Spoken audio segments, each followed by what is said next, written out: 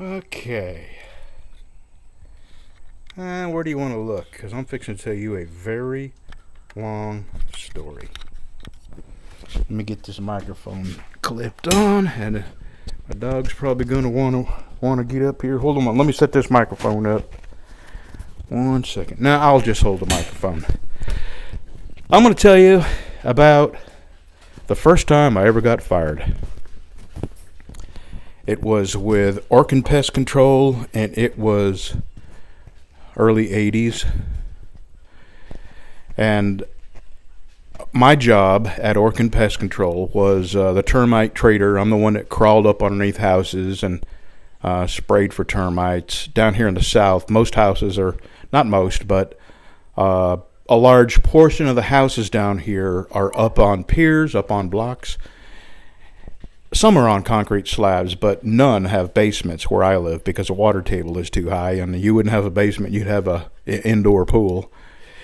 So my job was to crawl under these houses and trade for termites. I also did vapor barrier work, and I sprayed for powder post beetles, which was a common thing back then. I think they've kind of got them mostly eradicated now.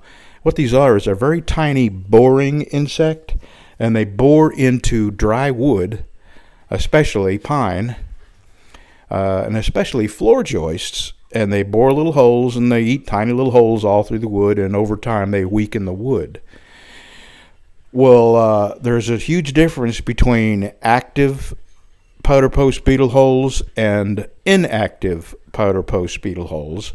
Active ones have this little powdery residue dripping out of the holes that they eat their way in, and it's called frass, F-R-A-S-S.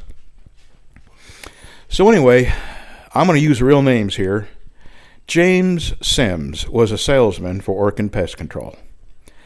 And I kind of didn't like James Sims because he really did some despicably unethical sales techniques to scare people into buying a product that Orkin was selling. Oh, there's another thing that we used to do. We used to install automatic temperature-controlled vents in brick skirting around people's homes, and he would convince them that they had mold growing when they did not.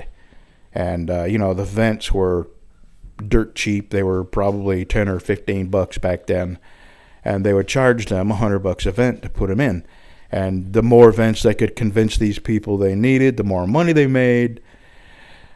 So he sold vents to people that absolutely had no moisture problems and no mold. And I just kept my mouth shut because I had kids to feed and I did my job. One time, I also leveled houses. I would crawl up underneath them with pads and 4x4s and jacks and a level, and I would raise houses up that had sagged over years. Yeah, this was Orkin Pest Control. They did a whole lot more than pest control. And he sold these, what did they call them? Additional supports, basically, underneath their houses. He sold a lot of these to people that definitely didn't need them. But, like I said, I bit a hole in my tongue, I shut my mouth, I did my job, until one day he sold a powder post beetle treatment to this little old lady who was definitely suffering from a bit of dementia and memory issues, and her husband had just passed away. And, her home was dirty. I mean, she was just a sad case. So James Sims convinced this lady that if she didn't get these powder post beetles treated, she was going to fall through her floor. And this lady was afraid to walk around her house now. So I go there, and I crawl underneath the house. And sure enough, at one time, this house did have powder post beetles, but they were not active. In fact, I can still smell the chemical used to kill them. So this house has already been treated for powder post beetles. Now, James Sims had to go underneath this house to see that it had powder post beetles, and there's no way he could not smell the chemical that had already been sprayed there.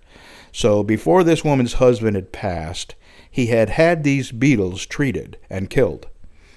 So I get up from underneath the house, and I go in and I talk to the lady a little bit, and clearly she is definitely suffering from memory problems, and she's still mourning from the loss of her husband, and she has obvious signs of the early stages of dementia.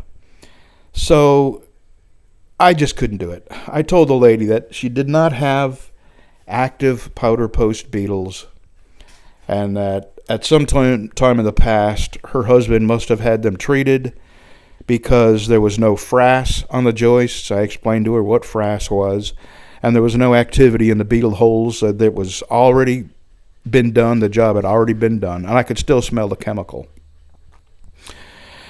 And she started thinking back, and she said, I seem to recall my husband having somebody go up under there and spray something. But so anyway, I said, you just signed this contract yesterday, and you have 72 hours to cancel any contract that you haven't received services for. That's the law. That's the law in every state. That's a federal law. So all you got to do is tell them you want to cancel a contract. And I warned her that they will try and talk you into keeping this contract because that's the way they are. But you don't need this. And I asked her, I said, don't tell them I told you this because I'll end up losing my job over this. So she calls him up, and the first words out of her mouth was, your man said that I don't need this treatment, and I want to cancel this contract. So, okay, I'm in trouble, and I'm thinking, well, the manager of this place, I'm going to use his name. His name was Wayne Morrison. I said, the manager of this place, he'll hear what James Sims has done, and he'll probably end up firing James Sims for selling a little old lady a treatment that there's no way you could not know had already been treated. And James Sims would have known that and still sold her a treatment. So I'm thinking Wayne Morrison would probably end up firing James Sims. Nope. That's not exactly how it went down. And that was the very first, I was a very young man. I think I was 22 years old. And that was the first time I saw greed. And we're not talking about a lot of commission. We're talking about a few dollars worth of commission. And I don't know how it would have hurt them to let that little old lady out of her contract, knowing that she didn't need this treatment. But I ended up getting fired over it. And it was a good thing for me, for my soul. I had it with performing jobs for people that didn't need them and could barely pay for them. And, it stung. And it was a very, very eye-opening lesson for me about greed and what it does to people and how they can look past wrong and unethical and make money more important than going home and being able to look at yourself in the mirror. So that was the first time I had ever got fired, Orkin Pest Control. That was an important lesson. And then that was on a Friday. And Monday morning I went over to Terminix and applied for that job, so doing the same thing, and they hired me on the spot, and I started the next morning, which was Tuesday morning. Now, that's another story, and I'll tell you that story in the next video. So, see you soon. Hope you enjoyed it.